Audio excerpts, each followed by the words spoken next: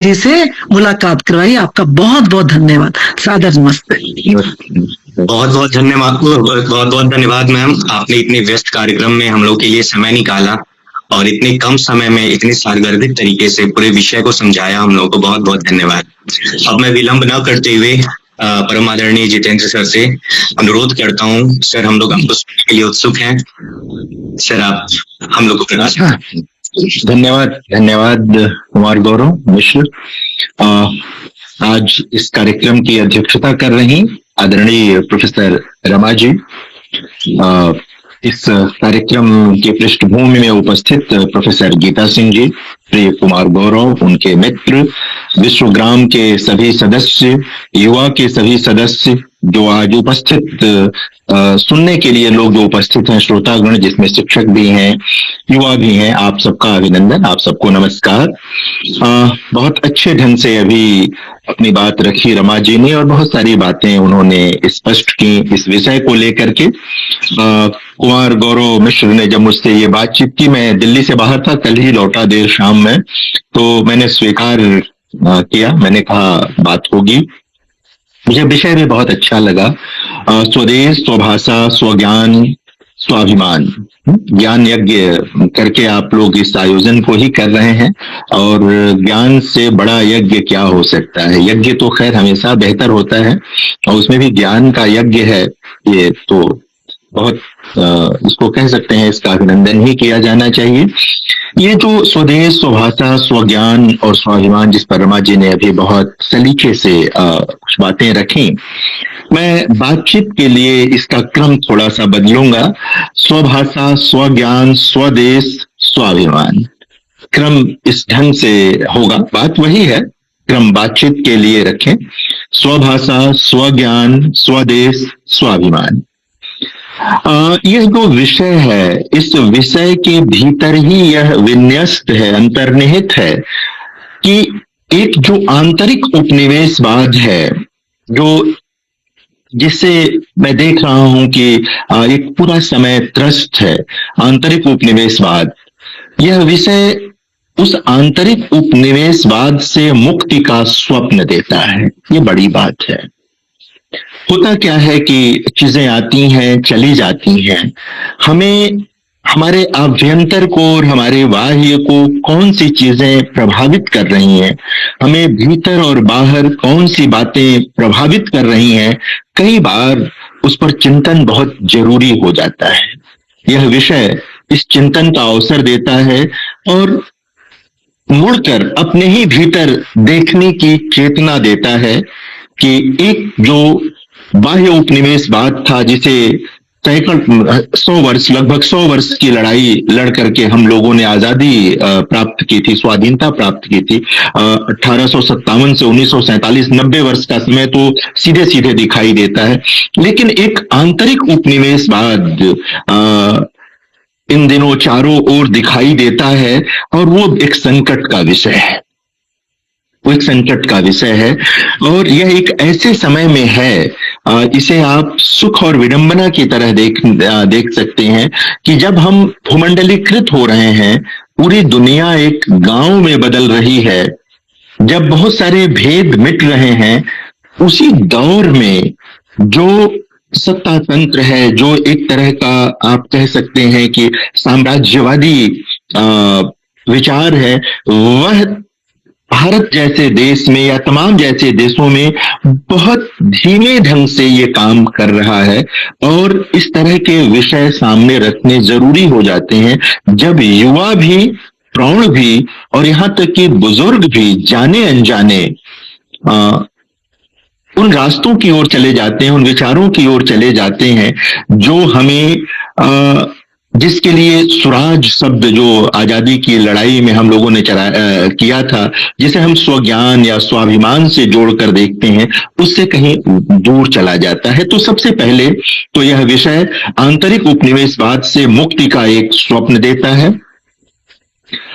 दूसरी जो महत्वपूर्ण बात है जिसे हम लोगों को याद रखना होगा, रमा जी भी उस ओर संकेत कर रही थी कि श्रेष्ठ या सर्वश्रेष्ठ की तलाश में भीतर नहीं बाहर देखना एक स्वभाव सा बनता चला जा रहा है। भीतर देखने की जरूरत है, अपने आसपास के परिवेश में देखने की जरूरत है कि श्रेष्ठ या सर्वश्रेष्ठ कहाँ है। लेकिन अक्सर आप जब युवा पीढ़ी में बात करेंगे तो आपको बड़ी संख्या ऐसे लोगों को मिलेगी जो श्रेष्ठ या सर्वश्रेष्ठ के नाम पर पश्चिम की ओर देखने के अभ्यस्त हो गए हैं। एक अभ्यास में शामिल हो गया है उन्हें कि जो भी श्रेष्ठ या सर्वश्रेष्ठ है वो पश्चिम में है। ऐसा नहीं होना चाहिए। इस पर चर्चा और विचार की जरूरत है कि श्रेष्ठ और सर्वश्रेष्ठ कहाँ है। ये विषय हमको इस पर भी चिंतन करने का अवसर देता है। हमें उन कारणों की तलाश करने की आवश्यकता है जो इस भाव को भर रही है कि जो श्रेष्ठ है वो हमारे पास नहीं है, जो सर्वश्रेष्ठ है वो हमारे पास नहीं है। उन कारणों की तलाश जरूरी है। सही संकेत किया रमा जी ने कि राष्ट्रीय शिक्षा नीति ने इस दिशा में अच्छा कार्य किया है, बहुत उल्लेखनीय, महत्वपूर्ण, रेखांकित करने लायक कार्य किया है कि हम स्व को पहचाने, स्वराष्ट्र को पहचाने, अपनी भाषा को पहचाने, मातृभाषा को पहचाने, अपने विकास को पहचाने, तभी बात हो पाएगी। अभी मैं बात करूंगा राष्ट्रीय शिक्षा नीति को लेकर के, कुछ बातें हम लोग करें। जब हम स्वभाषा की बात करते हैं तो क्या विचार होता है, हमारा विचार क्या होता है स्वभाषा को लेकर के? मैंने कहा कि मैं थोड़ा क्रम बदल करके देखूंगा। स्वभाषा, स्वज्ञान, स्वदेश, स्वाभिमान। तो जब हम स्वभाषा की बात करते हैं तो हमारे मन में क्या आता है? सबसे पहले अपनी भाषा, मातृभाषा। लेकिन जब हम वैचारिक रूप से स्वभाषा की बात करते हैं और एक राष्ट्रीय परिप्रेक्ष्य में बात करते हैं, अंतर्राष्ट्रीय परिप्रेक्ष्य में बात करते हैं स्वभाषा का, तो वहां पर मातृभाषा के साथ साथ देश भाषा का भी मामला आता है। राष्ट्र में सेतु के अर्थ में राष्ट्रभाषा, देश भाषा जो कि हिंदी है, सेतु की भाषा है, वो राजभाषा के रूप में समादृत है इस देश में। तो हम लोगों को इस पर विचार करने की जरूरत है कि स्वभाषा का मतलब सिर्फ एक खास लोकेल की भाषा नहीं, वो तो है ही, वो अपनी मातृभाषा तो है ही, अपनी भाषा तो है ही, लेकिन वह देश भाषा भी, जो सेतु का काम कर रही है, वह भाषा भी है, उस पर भी विचार करने की जरूरत है। और अगर वह भारत की भाषा है तो ही ज्यादा सुखद है। अंग्रेजी को, मैं अंग्रेजी का विरोधी नहीं हूं, मैं किसी भी भाषा का विरोधी नहीं हूं, मैं दुनिया की सभी भाषाओं का सम्मान करता हूं, लेकिन भारत के भीतर सेतु भाषा यदि हिंदी है तो वो अधिक प्रेरणादायी है, अधिक सुखद है। आरंभ में ही कुमार गौरव ने भी वो पंक्तियां उद्धृत की, रमा जी भी उद्धृत कर रही थी, हम सब लोग बार बार उसे उद्धृत करते हैं, उससे प्रेरणा अर्जित करते हैं। निज भाषा उन्नति है, सब उन्नति को मूल। ये सही है। जो व्यक्ति अपनी भाषा में काम करता है वह अपना सर्वोत्तम देता है। महात्मा गांधी जब कह रहे थे स्वाधीनता संग्राम के दिनों में, बार बार विचार करना चाहिए, अपने पूर्वजों की ओर जाना चाहिए, हमें उनके भाषा चिंतन की ओर, उनके राष्ट्र चिंतन की ओर हमें बार बार जाना चाहिए। महात्मा गांधी जब कह रहे थे हिंदी को राष्ट्रभाषा के रूप में स्वीकार करने की बात कह रहे थे, उसे सेतु भाषा के रूप में स्वीकार कर रहे थे और मातृभाषाओं की पक्षधरता की बात कर रहे थे, तो उनके मन में यही सब चीजें थी। वो तो अंग्रेजी पढ़े लिखे व्यक्ति थे, उनको भी मालूम था कि दुनिया से संवाद करने के लिए अंग्रेजी जरूरी है, लेकिन उन्हें इससे भी पहले यह मालूम था कि भारत की आत्मोन्नति के लिए, भारत की आत्मा की उन्नति के लिए मातृभाषाओं का विकास जरूरी है, हिंदी का विकास जरूरी है और इन भाषाओं को लेकर स्वाभिमान की जरूरत है। गांधी जी कह रहे थे कि उन पर विचार करें, जब वो उस समय कहते थे गांधी जी कि एक भाषा के शब्द रटने में हमारे लोग अपनी ऊर्जा खर्च कर देते हैं, जबकि अपनी मातृभाषा स्वाभाविक रूप से उनके पास आती है, उसका चिंतन आता है। एक याद रखिए मित्रों, भाषा ज्ञान का सूचक नहीं है, भाषा सिर्फ संप्रेषण का माध्यम है। ज्ञान भाषा में अभिव्यक्त होता है, लेकिन भाषा ज्ञान का पर्याय नहीं है, वो सिर्फ भाषिक ज्ञान का पर्याय है। आपके भीतर वैज्ञानिक चेतना है, अगर आप विज्ञान की कोई खोज कर रहे हैं तो वह दुनिया की किसी भी भाषा में आप लिख सकते हैं उसे, और वो ट्रांसलेट हो जाएगी, किसी भी भाषा में अनुदित हो जाएगी वो। आप हिंदी में अपनी कोई चीज, हमारे आप देखें कि हमारे पूर्वजों ने जो पाली में काम किया, उस पाली वो आज हम समझ रहे हैं कि नहीं समझ रहे हैं। बौद्ध दर्शन के शून्यवाद से, विज्ञानवाद से पश्चिम के लोगों ने प्रेरणा ली और उत्तर आधुनिकता के पूरे दर्शन के विकास में मदद ली उससे। वह तो अंग्रेजी में नहीं लिखा गया था, न फ्रेंच में लिखा गया था, न जर्मन में लिखा गया था, न स्पेनिश में लिखा गया था। ये तो दुनिया की सबसे प्रमुख भाषाएं हैं। वो भारत की उन भाषाओं में लिखा गया था उसे, जिनके जानने वाले भारत में भी बहुत कम हो गए। कहना सिर्फ यह है कि भाषा को हीनता की नहीं, शक्ति का विषय बनाइए। भाषा हीनता की चीज नहीं है, और भाषा दंभ की भी चीज नहीं है कि अगर किसी ने सत्ता की भाषा यानी अंग्रेजी में ज्ञान अर्जित कर लिया है तो वह दंभ से भर जाए और उसे लगे कि रावण पदतल पृथ्वी टलमल, राम की शक्ति पूजा की पंक्तियां हैं। ऐसा नहीं होना चाहिए, और ऐसा कतई ना हो कि आप लोग इससे किसी प्रभाव में आ जाएं कि मैं तो हिंदी भाषी हूं, मैं तो तेलुगु भाषी हूं, मैं तो तमिल भाषी हूं, मैं तो बांग्ला हूं, मैं उड़िया हूं, मैं मराठी हूं, मैं गुजराती हूं। हम सब हैं, हमारी इनमें से किसी भी भाषा में ज्ञान अर्जित करके आप सर्वोत्तम दे सकते हैं, और देश भाषा के रूप में एक जो राजभाषा है उसे सेतु भाषा के रूप में स्वीकार करके जो जातीय चेतना है, जिसे राष्ट्रीय, जाति मतलब राष्ट्रीय, जातीय चेतना को, राष्ट्रीय चेतना को विकसित कर सकते हैं। आप देखें दुनिया के तमाम देशों को बार बार ये कहा जाता है, और आप सब जानते हैं इस बात को, कि जापान को, कोरिया को, जर्मनी को, फ्रांस को, इन देशों के लोगों को अंग्रेजी में बोलने की जरूरत नहीं पड़ती, वो अपनी भाषा में काम करते हैं। विज्ञान के क्षेत्र में भी बड़ा काम किया, चिकित्सा के क्षेत्र में भी बड़ा काम किया। हम क्यों नहीं कर सकते हैं अपनी भाषा में ये काम? हम भी कर सकते हैं। जो निवेदन किया मैंने बिल्कुल आरंभ में कि चित्त का औपनिवेशीकरण हो गया है। अंग्रेज तो चले गए, हमें राजनैतिक आजादी मिल गई, लेकिन सांस्कृतिक रूप से हमारा चित्त औपनिवेशिक रह गया। उसमें कहीं अंग्रेजी फंसी रह गई, और इस कदर फंसी रह गई कि वह पीढ़ी दर पीढ़ी कुंठा का भी विषय बनती चली गई। उस कुंठा से मुक्त होने की जरूरत है। ये विषय वो अवसर उपलब्ध कराता है स्वभाषा के अर्थ में, कि उस चित्त के औपनिवेशीकरण से मुक्त होने की जरूरत है। अगर हम उससे मुक्त नहीं होंगे तो बड़ी से बड़ी खोज करके भी हम हीनता ग्रंथि में रह जाएंगे। अगर हमारी खोज बड़ी है, अगर हमारे विचार बड़े हैं, हम कोई नया सिद्धांत हिंदी में लेकर आते हैं, दुनिया को जरूरत पड़ेगी, दुनिया उसको अनुदित करेगी, दुनिया ले जाएगी। जैसा मैं अभी कह रहा था, पाणिनि के व्याकरण के अध्येता पूरी दुनिया में है। उन लोगों ने अंग्रेजी में उसका अनुवाद किया, फ्रेंच में, दुनिया भर की भाषाओं में अनुवाद हुआ उसका। पाणिनि ने तो संस्कृत में काम किया था। मैं अभी पाली का उदाहरण दे रहा था। बौद्ध दर्शन पूरा पाली में है, सारी चीजें हैं। दुनिया भर में बौद्ध दर्शन गया, जिनको जरूरत थी उन लोगों ने अनुवाद किया उसका। चीन में किया हो, कोरिया में किया हो, जापान में किया हो, जिसने भी उनको जरूरत थी ले गए।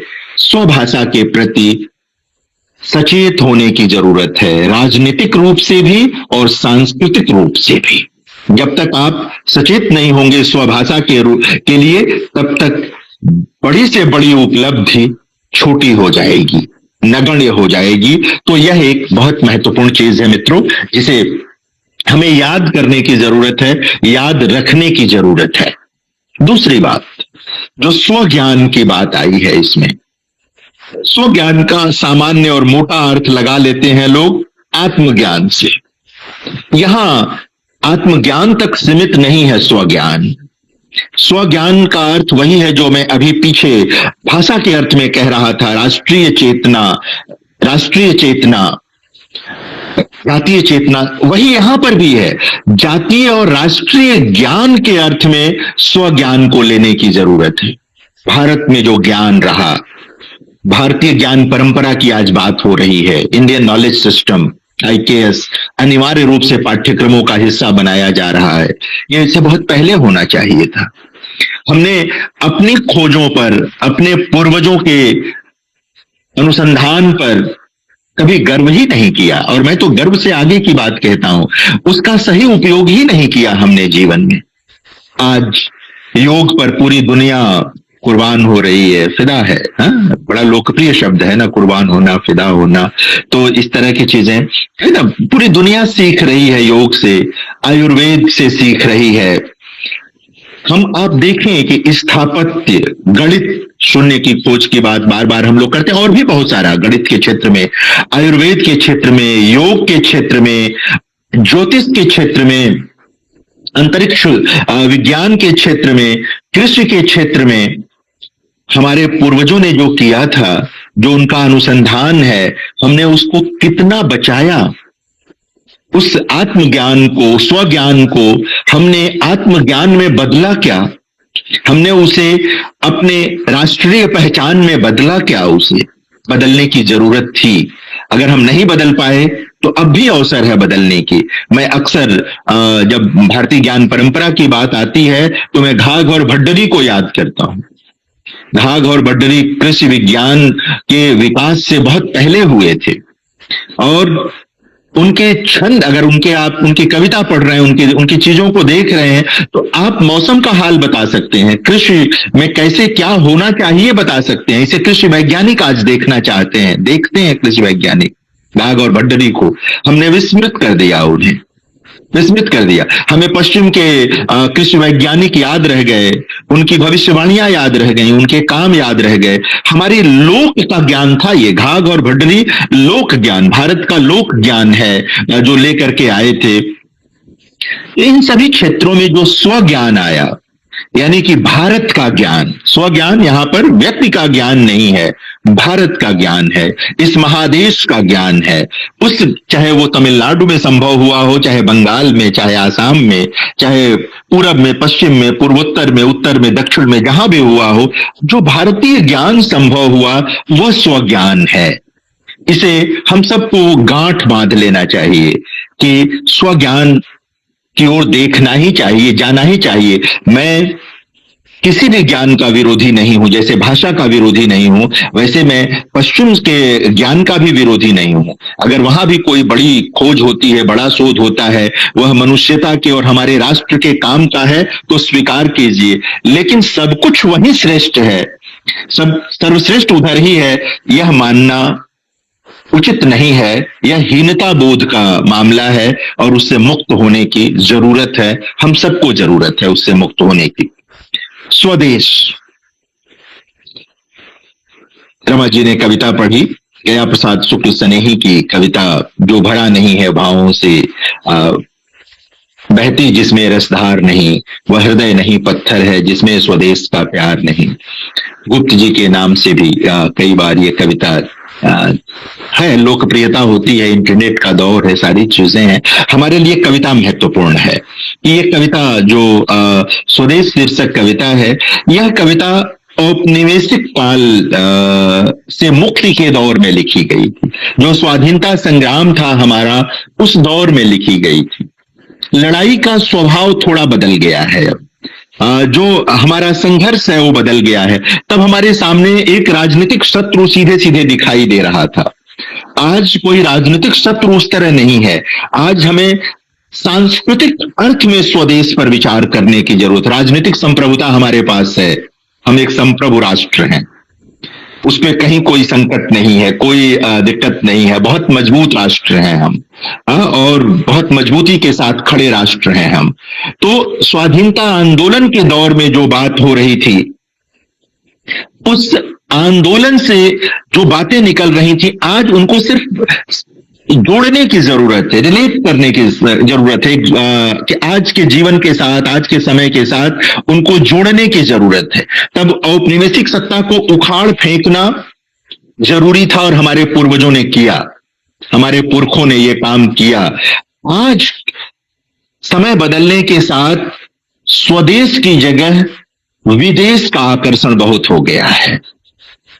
आप युवाओं की एक बड़ी संख्या देखेंगे जो हमेशा इसी चक्कर में रहते हैं कि उन्हें यूरोप अमेरिका का वीजा मिल जाए, यूरोप अमेरिका का रास्ता मिल जाए, और अक्सर आपको कहते मिल जाएंगे। इसे स्वीकार करने में क्या समस्या है कि हम बेहतर जीवन की तलाश में जा रहे हैं। बेहतर जीवन की तलाश यहां पर सिर्फ और सिर्फ आर्थिक है। यह समझने की जरूरत है, यह देखने की जरूरत है कि बेहतर जीवन क्या सिर्फ आर्थिक मसलों से ही हल होता है। जरूरी है, अपने देश में भी उसकी संभावनाएं हैं और बन सकती हैं, और यह एक राष्ट्रीय चिंता है। लोग लगातार इस पर सोच रहे हैं, सरकार भी सोच रही है रोजगारों के विकास के बारे में, तमाम चीजों के बारे में। तो यह जो विदेश का आकर्षण है और स्वभाषा की जगह पर किसी विदेशी भाषा के आकर्षण का विषय है, यह चिंता का मामला है। यूरोप और अमेरिका की लालसा चिंता का विषय है। आप जाइए, सैलानी की तरह घूम कर आइए। कहा ही हमारे वहां अथातो घुमक्कड़ जिज्ञासा में एक शेर उद्धृत करते हुए, अगर मैं नहीं बोलता तो शायद इस्माइल मेरठी का शेर उद्धृत करते हुए राहुल जी ने लिखा ही था कि सैर कर दुनिया के गाफिल, जिंदगानी फिर कहां, जिंदगानी कर रही नौजवानी फिर कहां। तो घूमिए, जहां जहां जाना है जाइए, दुनिया देखिए, समाज देखिए, और लौटकर अपने राष्ट्र की उन्नति में योगदान दीजिए। ये जो स्वदेश का मामला है, अपना देश, देखिए मैं अक्सर उदाहरण देता हूं, भाषा के अर्थ में भी, स्वदेश के अर्थ में भी वही उदाहरण है कि किराए का घर कितना भी चमचमा रहा हो, वो किराए का घर होता है। अपना घर न भी चमचमा रहा हो तो अपना घर होता है। अपने घर को मजबूत करने की जरूरत है। अपने घर में जो भी बेहतरी हम कर सकते हैं उसको बेहतर करने की जरूरत है। यह जो बाहर बस जाने की लालसा है, इस लालसा पर विराम की जरूरत है। और यह जो अतिरिक्त आकर्षण है विदेश का, उस पर सोचने की जरूरत है युवाओं को भी, और हम सबको सोचने की जरूरत है कि हम स्वदेश के भीतर कैसे वह बेहतर वातावरण बना सकते हैं, कैसे वो अवसर उपलब्ध करा सकते हैं युवाओं को कि ये जो अन्य के प्रति आकर्षण का मामला है उसको जगह ना मिले। इस पूरे मनोविज्ञान को समझने की जरूरत है, और जब इस पूरे मनोविज्ञान को आप समझेंगे, जहां स्वदेश की भावना थोड़ा लगता है कि मध्यम पड़ रही है, तो फिर वहीं जाना होगा जो चित्त का औपनिवेशीकरण है। चित्त के औपनिवेशीकरण से मुक्ति की जरूरत है। कॉलोनियल माइंडसेट जिसे अंग्रेजी में कहते हैं, कॉलोनियल माइंडसेट से मुक्त होने की जरूरत है। हम सही अर्थ में राष्ट्र प्रेमी हो ही नहीं सकते अगर कॉलोनियल माइंडसेट से मुक्त नहीं होंगे, औपनिवेशिक चित्त से मुक्त नहीं होंगे। और याद रखिए कि अगर आप स्वभाषा, स्वज्ञान और स्वदेश की सही धारणाओं से परिचित हैं, यानी कि मातृभाषा के साथ एक स्वदेश भाषा, सेतु भाषा, जो भारत की अपनी भाषा है, हिंदी है। आज हम हिंदी दिवस मना रहे हैं। हमारे पुरखों ने कोशिश की इसके लिए। मैं बार बार कहता हूं, याद रखना चाहिए इस बात को कि स्वाधीनता संग्राम के दिनों में हिंदी को राष्ट्रभाषा पद जिन लोगों ने दिया, उनमें कोई भी हिंदी भाषी नहीं था। उनमें किसी की मातृभाषा हिंदी नहीं थी। सबसे पहले बंकिम चंद्र चटर्जी ने कहा इसको कि राष्ट्रभाषा है। उसके बाद दयानंद सरस्वती जैसे महापुरुष ने कहा हिंदी, और उन्होंने तो लिखा। आप देखें, एक व्यक्ति जिसकी मातृभाषा हिंदी नहीं थी, जो उस व्यक्ति ने अपना महान ग्रंथ हिंदी में रचा, हिंदी का प्रचार प्रसार किया। दयानंद सरस्वती ने सारी चीजें थी, उनकी मातृभाषा नहीं थी हिंदी, न वो किसी हिंदी प्रदेश से संबद्ध थे। महात्मा गांधी, सी राजगोपालाचारी, रविन्द्रनाथ ठाकुर और उनके पिता देवेंद्रनाथ ठाकुर, ये सारे के सारे लोग जो लोग थे, इनमें से कोई हिंदी भाषी नहीं था। लेकिन इन्होंने हिंदी को राष्ट्रभाषा इसलिए कहा क्योंकि यह जो राष्ट्रीय चेतना का मामला है, वह राष्ट्रीय चेतना अंग्रेजी में बात करने से आ ही नहीं सकती थी। अंग्रेजी को स्वाधीनता आंदोलन की भाषा बनाया ही नहीं जा सकता था। इन महापुरुषों को यह मालूम था, इसलिए हिंदी बनी। और वो स्वभाषा के साथ, वो पूरा, अगर आप इसको जोड़ेंगे स्वभाषा के इस पूरे भावबोध को, तो आपको स्वाधीनता संग्राम से अब तक मिलेगी। और इसीलिए मैं अक्सर निवेदन करता हूं कि हिंदी का जन्म ही स्वाधीनता आंदोलन के दौर में हुआ। जिस हिंदी में आज हम बातचीत कर रहे हैं, इसका पूरा जन्म ही स्वाधीनता संग्राम के दिनों में हुआ। फारसी के और तमाम भाषाओं का में जो सत्ता चल रही थी उसके विरुद्ध एक सहज भाषा के रूप में हिंदी का विकास हुआ। इसलिए हिंदी अपने मूल चरित्र में वह स्वाधीनता की चेतना लिए हुए है, वह स्वाधीनता की चेतना से लैस भाषा है। आप उसमें जो कुछ लोग इधर उधर की बातें किया करते हैं, आप गौर करें हिंदी के पूरे विकास में आपको स्वाधीनता की चेतना उसमें विन्यस्त मिलेगी, वो उसमें लगी हुई है, जुड़ी हुई है उसमें। ये एक बहुत महत्वपूर्ण चीज है जिसे हमें कभी विस्मृत नहीं करना चाहिए। और गांधी जी को जो मैं बार बार कह रहा था कि वो बार बार हिंदी की बात करते हैं, बार बार मातृभाषाओं की बात करते हैं। अपना लेखन गुजराती में किया उन्होंने, अपने व्याख्यान हिंदी में दिए उन्होंने। मैं जब प्रधानमंत्री जी पहला चुनाव जब जीता है 2014 में, तो 2 जगहों से चुनाव जीते थे, बड़ौदा से और काशी से। तो चुनाव की संध्या में गुजरात में संभवतः बड़ौदा में ही एक धन्यवाद ज्ञापन में व्याख्यान दे रहे थे। जब वो व्याख्यान दे रहे थे तो जनता में से आवाज आई, हिंदी में बोलना शुरू किया उन्होंने, तो जनता में से आवाज आई, गुजरात की जनता, गुजरात में प्रधानमंत्री जी बोल रहे थे, तब मुख्यमंत्री थे वो उस दिन तक गुजरात के। लोगों ने कहा गुजराती माँ, गुजराती माँ। उन्होंने बड़ी अच्छी बात कही प्रधानमंत्री जी ने। उन्होंने कहा कि अब आप लोगों ने मुझे दिल्ली भेज दिया है, पूरा देश सुन रहा है, हिंदी में बोलने दीजिए। और मित्रों, यहां से एक सूत्र निकलता है कि गुजराती घर की भाषा है और हिंदी देश की भाषा है। घर की भाषा और देश की भाषा में कोई विरोध नहीं है, एक दूसरे का विलोम नहीं रचते। घर की भाषा और राष्ट्र की भाषा एक दूसरे का विलोम नहीं रचते, एक दूसरे के पूरक हैं। घर की भाषा और राष्ट्र की भाषा मिल करके हम सबके भीतर एक स्वाभाविक स्वाभिमान की चेतना पैदा करते हैं, हमारे भीतर वह शक्ति पैदा करते हैं कि हम कहीं भी खड़े हो जाएं। एक मातृभाषा, मेरी मातृभाषा भोजपुरी है, मुझे भोजपुरी और केदारनाथ सिंह अपनी एक कविता में गंगा से प्रार्थना करते हैं, माँ गंगा से प्रार्थना करते हैं, अपनी माँ के लिए अंतिम संस्कार कर चुके हैं। उसके बाद माँ गंगा से प्रार्थना करता है कि माँ, मेरी माँ का ध्यान रखना, उसे सिर्फ भोजपुरी आती है। यह बात सिर्फ भारत में कही जा सकती है और स्वाभिमान के साथ कही जा सकती है। हम भाषाओं के विरोध में नहीं, हम भाषाओं के समुच्चय में रहते हैं। हमें भाषाओं के समुच्चय के साथ रहने का अभ्यास है, हमें आदत है इनके साथ रहने की। इसलिए हिंदी दिवस पर हम भारतीय भाषाओं से एक बहनापा की बात किया करते हैं। हमारा बहनापा है भारतीय भाषाओं के साथ।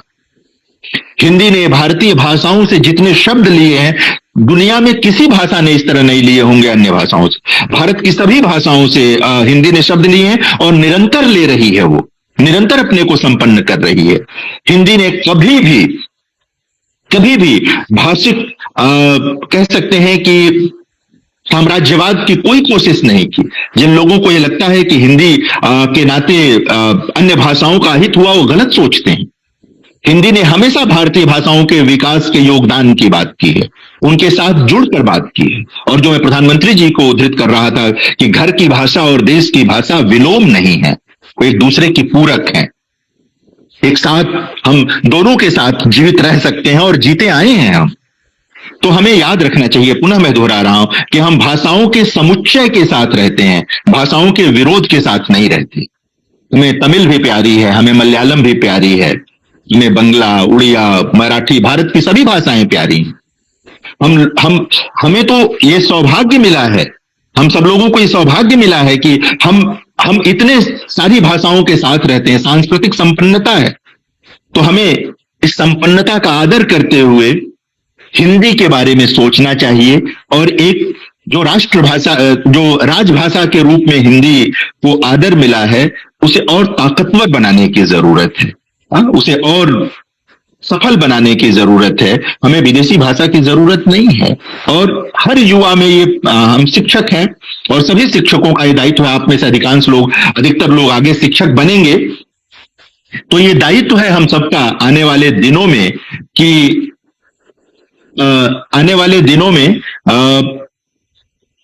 ये बच्चों में बोध भरें कि भाषा सिर्फ संप्रेषण का माध्यम है, वो ज्ञान का माध्यम नहीं है, वो ज्ञान को विकसित नहीं करती है। तो ये इस बात के साथ रखना चाहिए हम लोगों को सारी चीजें। और याद रखिए कि जब स्वभाषा, स्वज्ञान, यानी जो राष्ट्रीय ज्ञान है भारत का और हजारों साल का ज्ञान है भारत का, एक दिन का नहीं, एक वर्ष का नहीं, और जो स्वदेश की पूरी संरचना है, उसका जो सांस्कृतिक मूल्यबोध है, जो उसका राजनीतिक मूल्यबोध है, जो सामाजिक मूल्यबोध है, जिस जो एकता है हम सबकी, आप देखते आए, इन सब के साथ जो होगा, स्वाभिमान अनिवार्य रूप से उसके पास आएगा।